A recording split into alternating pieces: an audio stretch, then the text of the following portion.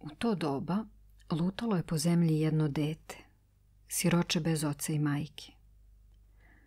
Dete je žalosno lutalo i niko se o njemu nije starao, niti ga je kogod zapitao zašto je tako žalosno.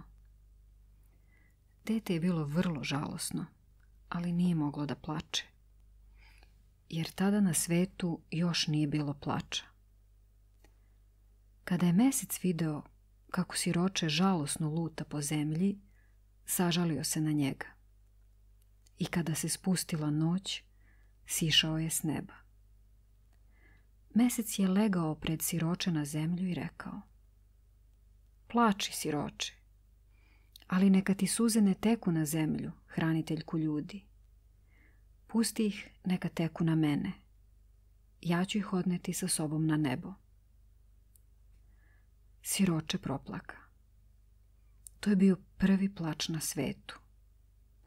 Prve suze pale su na Mesec. I Mesec reče siročetu: dajem ti milostivo dar da te svi ljudi vole. Kad se siroče isplakalo, Mesec se opet pope na nebo. Ali je siroče od toga dana bilo srećno. Svi su ga ljudi voleli i rado su mu davali ono što je moglo da ga razvedri i obraduje. A u tamnim pegama na Mesecu vide se sve do današnjeg dana suze prvog siročeta i prve suze sveta.